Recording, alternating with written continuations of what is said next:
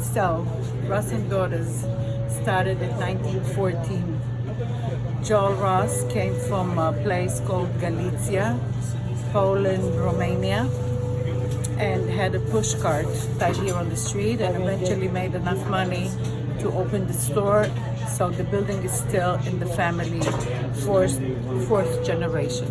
And this neighborhood saw so many changes, over the years. So it was all Jews, and then it went to Italians, and then there were like Latinos, and so many people that come in here and they like smell it and they say, this reminds me of my childhood and whatever, and they're not like that. Back then, they were like, the customers were completely different than what we see now. Picture on here, Hyman Muscat actually came all the way from Eastern Europe in 1899, and he started to sell glasses on Orchard Street here on a pushcart. People after arriving to Ellis Island, most of them will come to the Lower East Side with Jewish, Irish, Italian, and it was a really poor neighbor actually, because people were living in tenement right here, like 10 people living in a room. The neighbor wasn't as popular as right now. Actually, there was a lot of crime here until the 90s. But it is crazy how everything changed, and now it became like one of the main hubs in Manhattan, like for nightlife, low-key restaurants, bar, clothing store. So we would say in some sort of way improved to the better, but also the gentrification actually is kicking out a lot of actually old people that have been in this neighborhood for over 30 or 40 years. The change in the neighborhood is like really drastic. For instance, this street here, this part of this block, like from the Allen Street to Orchard Street, they were like, we were always here, but all the other stores next to us, they're completely changed. So there was used to be a bakery next door, Moishe's Bakery, and they closed. There was an amazing store in the corner where now it's Dr. Smooth.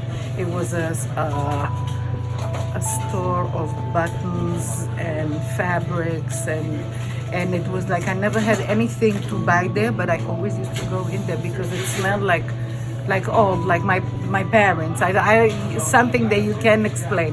All of these stores are gone. Maybe there are 2 or 3 left. Everything now is nice restaurants, cafes, boutiques, fancy hotel, something that was never in this area.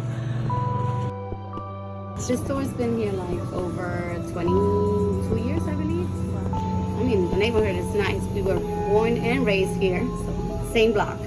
I mean, noticing from the 80s, I would say 85%. It's changed totally. Because before it was like, a lot of drugs and stuff, a lot of bums on the street. I mean, this neighborhood has totally changed 100%. A lot of people from outside moved into the neighborhood, and then basically cleaned everything out. More buildings, more housing, more schools and stuff were built around, so. Listen, there's inflation every year, like anywhere else. Typically, prices I think go up. It's like any strong market, every year there should be an increase in prices.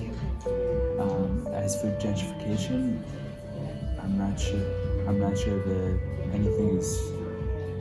It's such a drastic change that you can call it gentrification, but I don't know. What else? It's moving on with the times, It's like every single building that was so old and nobody wanted to live here, nobody wanted to rent it here.